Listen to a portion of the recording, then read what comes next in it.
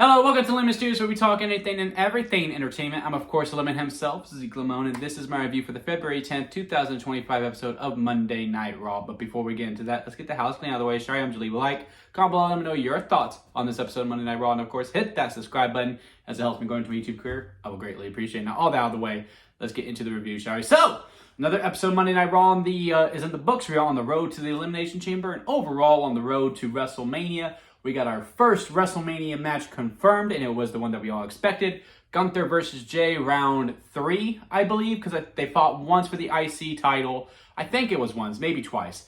But they fought once for the IC title, once for the World Heavyweight, and now here we are. Round 3 would be the rubber match, but Gunther's up 2-0.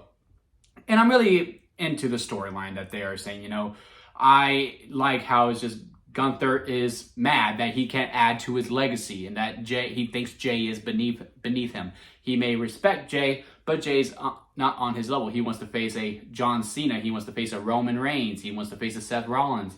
Some of these bigger names than Jay Uso at the moment to really, solidify that he is truly one of the best in the company. And the fact that he's just going to be mad at him for 10 weeks and, he's saying he's going after everyone, his family, his loved ones, all that. I would love if maybe Gunther just surprisingly shows up on a SmackDown and beats up Jimmy Uso. That would be really interesting. That would add to the storyline that they are telling. But in another way, it's almost as if it's sports entertainment versus just wrestling, right? Because Jay has this extravagant entrance, which, for PLEs, I don't mind him going 10 minutes.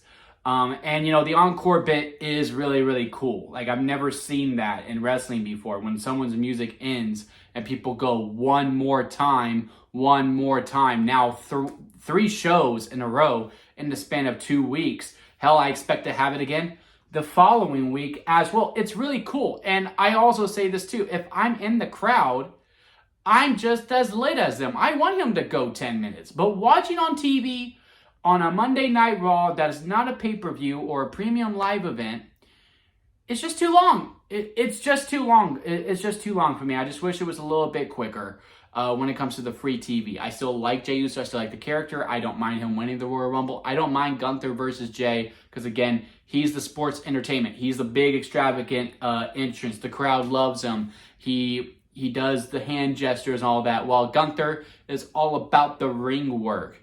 And again, the whole other element of I'm going to make your life a living hell for 10 weeks is really, really cool to me. I actually really, really do enjoy that element quite a bit. Like the segment overall, him doing the entrance and Gunther cutting it short and beating him up, laid out a kid. That was pretty wild. I think he was trying to hit Pat McAfee, but McAfee ducked and it hit the kid. But yeah, overall it was a really good segment, and I am looking forward to the match. I do assume Jey Uso wins at WrestleMania, which I kind of go back and forth on because I really don't want Gunther to lose back-to-back Manias, but the story is there, and I think we should pull the trigger on that. So yeah, it was overall a very good start on it too. And with this episode of Raw, it was really just laying the groundwork for the Chamber, for Mania, and just getting that ready for it. These qualifying matches, Bayley versus Lyra Valkyria. Man, again, I've been complaining about it since last week. I'm going to complain about it again. I don't know why Lyra's in a qualifier match when she is the IC champion. And also with how all these story elements were added, you had Roxanne in the crowd. Why is she interfering? And, we've been building the story with Ivy Nile, who shows up after their match anyway. Why isn't she interfering? Why didn't both of them interfere? Like, I could kind of see it because later how we confirmed the Io versus Rhea title match for the Raw after the Chamber. More on that in a little bit. But if they both interfere and they're both trying to hurt the other people, then they cancel out. Because, yeah, right now the plot hole is if someone else gets interfered to qualify, because one, you already did it last week, so you don't want to redo it, is that the other person could go, hey, can I get added to that title match since you're trying to reward Io? I think I should be added to that too. And it does get a little convoluted. But again, if Roxanne tries to cost Bayley and then Ivy tries to cost Lyra, then, they cancel each other out. And therefore, I think it moves on through, and then they could both go on into their storylines with whoever wins. Bayley winning doesn't really bother me. It's just the fact that, Lyra's the IC champion and she should be focused on the IC title. And maybe we do get to that. Maybe Lyra versus Ivy is at the Chamber. We need to fill this card. I don't know why we're just doing the 2 Chamber matches. We did the same with the Rumble for a little bit too, but at least we had the ladder match over a month in advance. And yeah, sure, we still have 2 weeks, but man, we need to fill 3 other matches. This does need to be a 5-match card. I think it only goes about 30 minutes each for both chamber matches. That's an hour. We're trying to do 3 hours on this. I would assume 4 with it being a baseball stadium. But yeah, wasn't a huge fan of the qualifying matches just due to the circumstances of where the people are at too. I'm not really looking forward to Naomi versus Chelsea Green either. Because one, I think Chelsea Green is going to win. I'm just like, well, Chelsea Green should be defending her U.S. title and not necessarily being in the chamber going for a world title. But also, Naomi, if she wins, then she should go after the U.S. title. But then we have that whole convoluted thing going on with Jade Cargill. And also, would Roxanne beat Raquel? Because then you have both Liv and Raquel in the tag team champions. And we're trying to build that storyline as well. It's just very, very weird. And I just really wish they kept the mid-card titles out of the world title. Same with the women's tag team championship too. But I will say the match of the night for sure was the tag team bout between Liv and Raquel versus Io and Dakota. Really thought Liv and Raquel could win because they already solidified their shot for the tag title, so I would assume they were still trying to make them a threat. I was like, well, it sucks that Dakota Kai came back from injury and she's only going to eat the pin because they're trying to keep Io strong. But no, they had a nice, really good back and forth match with Damage Control winning. Maybe we're doing a triple threat at WrestleMania. I heard that apparently some people think now it's Liv's going to win the chamber and it's going to be Liv versus Rhea versus Io. And that's why we're doing this whole Raw after the chamber match for the world title so we can set up the triple threat.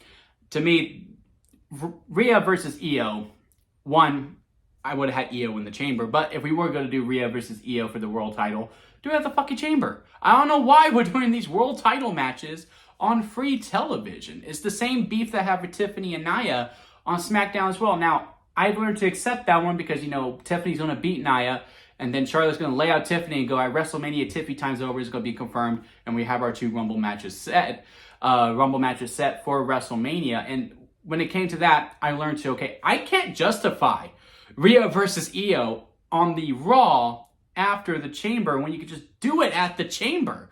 My mind's just really baffled by that. Now, it's still going to be a good match. I'll probably be over it by the time it gets to it.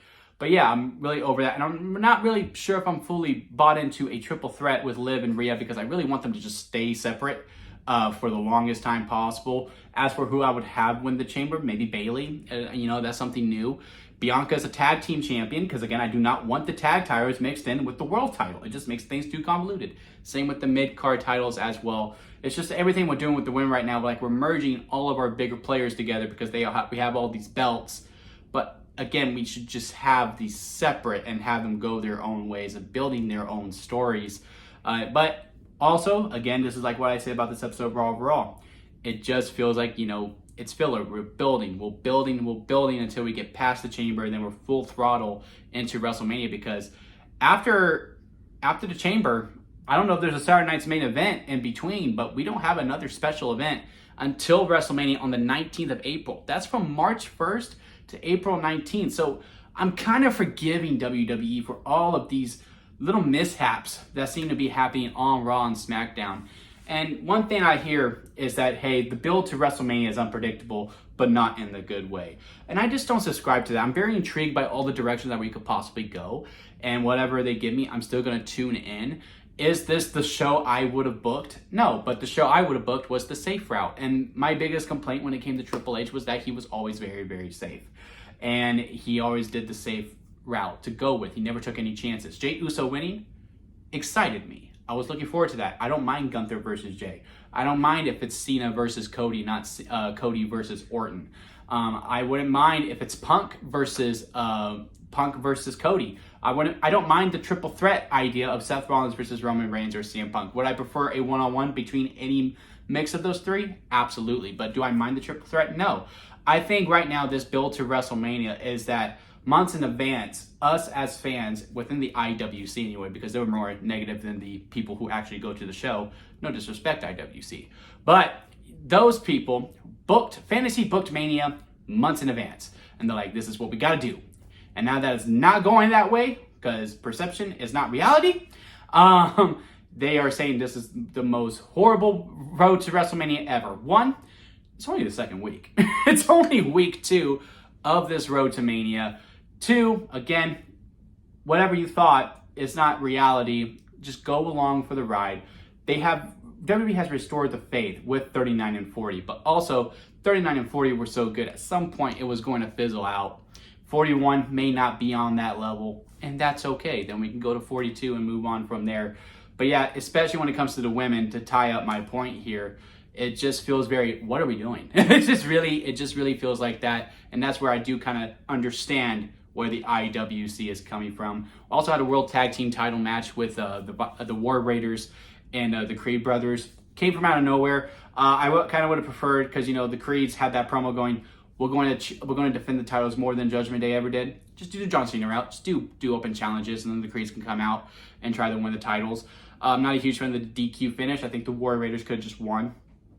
Or maybe a count-out victory, you know, a double draw or something like that. The DQ just didn't really make much sense. Yeah, sure, the Creed brothers still hold the title, so we're going to continue this feud moving forward. But again, I just really wouldn't have done that. And I also wouldn't have announced the match ahead of time. I would have the War Raiders come out, do a promo saying we meant it when we said that we were going to defend these titles more than Judgment Day. So we are hereby doing an open challenge for any tag team in the back to come on out. And then the Creed brothers could have came out, or it could have been anyone, really. But yeah, that came from out of nowhere, so that was a little weird. And then we had the Logan Paul stuff. You know, you had that segment with CM Punk. You could tell the differences. CM Punk talking freely. Logan felt like he had a script. And then they had the match with Rey Mysterio. Logan Paul beat Rey Mysterio clean. I think it's just because I knew Logan Paul was going to win. It didn't upset me that much. You know what I mean?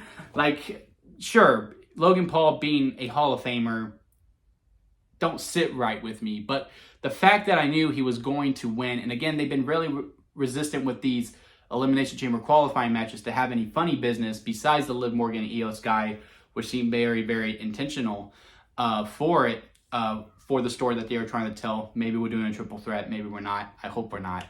And if we do, Liv's not in the triple threat. You could do EO and Rhea with a third party. Just don't have it be Liv. To me, personally, I don't want that. Not because I don't like Liv. I just think Rhea and Liv just need to be super far away from each other. Again, we could do Liv and Raquel versus Bianca and Naomi for the tag titles at Mania. But yeah, we do this qualifying match. He beats Rey. It was a fine match. It was okay. Paul had a cool move at the end. He's qualifying. But again, I knew he was going in regardless. Does this make me deteriorate away from, oh man, maybe we are going to do the Logan Paul versus Cena match? No, I don't think so. I think WWE is smart enough to not give us that as our final John Cena WrestleMania match. I'm okay with Cena versus Paul, just not at WrestleMania. You could do it at a Backlash. You can do it at, you know, hell, you can do it at SummerSlam for all I care. But the way that I have Cena booked, that won't happen. But again, perception is not reality. But yeah, overall, it was a fine episode of Raw. Was it great? No. Was it the best? No. Was it bad? Absolutely not. It's just one of those things where I'm just like, man, why are we doing this? Like, Lyra should be with the IC title. Why are the Creeds automatically in a tag team title shot? Why is Io and Rhea going to be after the Elimination Chamber? Just a lot of things I'm just asking why, but WWE has earned the right for me to go, okay, I'm going to sit back and watch and see what y'all do. And I do think once we pass the Elimination Chamber, which is still going to be a good show. I mean, both chambers are just freaking stacked with star power. It's just once we get out of that, I do think the gun will be shot and we will be in full throttle on the road to WrestleMania. And I think the quality of shows will be better too, because they have to count even more now that there is nothing left besides Mania itself. But yeah, let me know what y'all think about it down in the comment section. Leave a like if you made it this far within the review. I do greatly appreciate it. Hit that subscribe button as we do continue on this road to WrestleMania together. Going to cover it all, both Raw, SmackDown, and the PLEs in between. But until next time, guys, I'll see you here at Lemon Studios.